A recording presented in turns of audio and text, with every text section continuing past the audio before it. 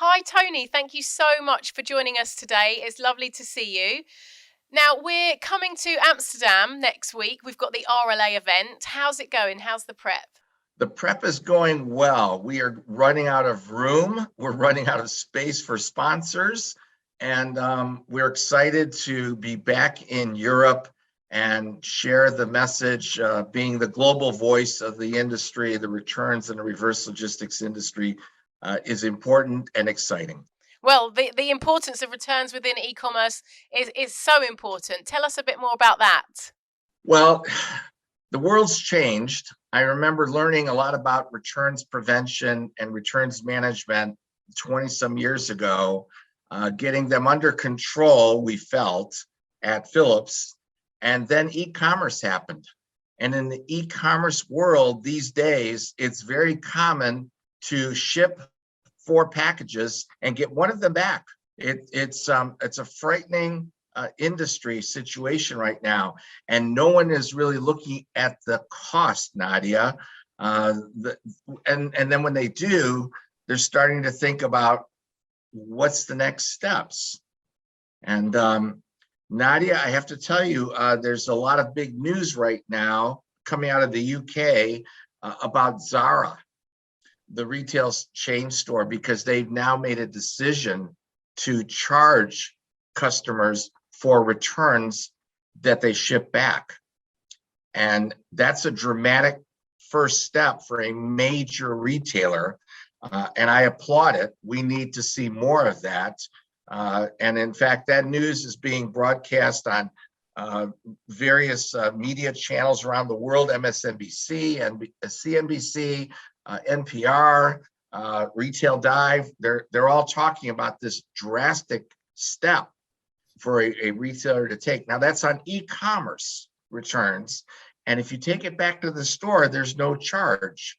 But if you try to ship it back, there is somewhat of a charge. And I think, Nadia, that's a recognition of the fact that all of us order something online and we're never sure of the size. So we order extra sizes, extra colors, and it's easy to send them all back, and we do. The dressing room is now our own home, our living room, our bedroom, wherever it is. So e-commerce has a number of challenges, and the apparel industry is facing serious heat about it. So what's the reaction been about this Zara news, and how is it going to affect the rest of the industry? Well, Zara being a major retailer, other retailers are going to look at that and say, well, let's watch their numbers. If they start to slip, we know they made a mistake. If they hold, we know that they've taken a good first step in trying to reduce costs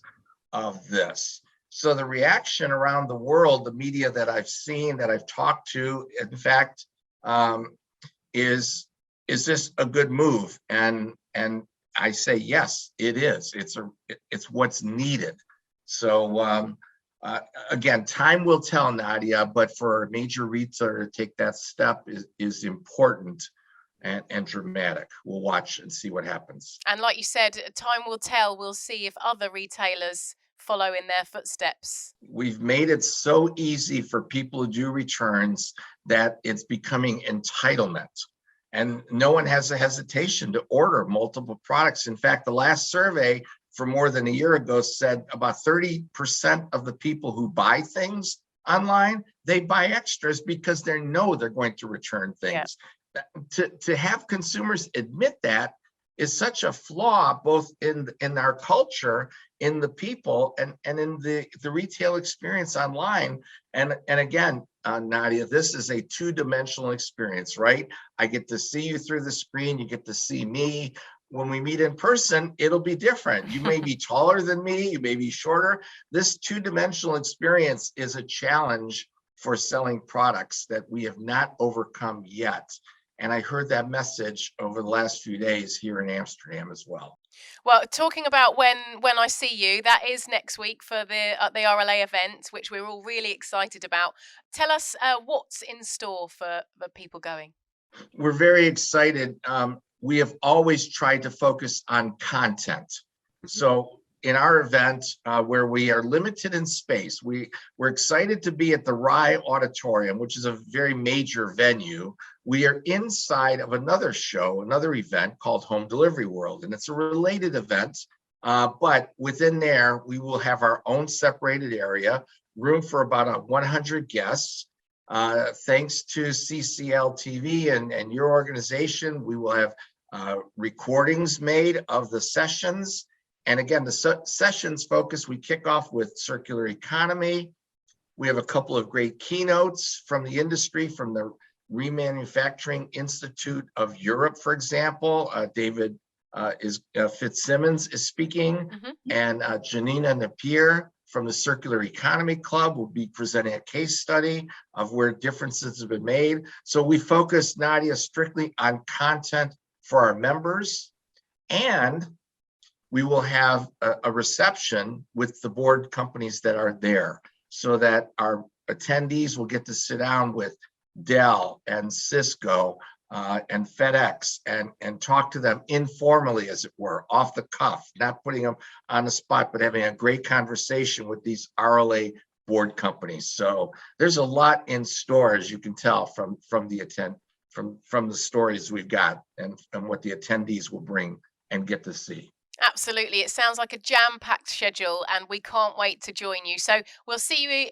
next week, and we can't wait. And yeah, see you soon. Good luck. Absolutely, Nadia. In person, it's exciting. We get away from the two-dimensional, and we will enjoy three-dimensional. We can actually shake hands, Nadia. Imagine. People can hug or whatever they'd like to do. It's exciting, and I'm glad that you and the rest of the CCL organization will be there, and Shergim and everyone. So proud of being able to do this, Nadia. Thank you so much. We can't wait to see you, Tony. It's been way too long. So see you next week. Good luck. Ciao. Thanks, Tony.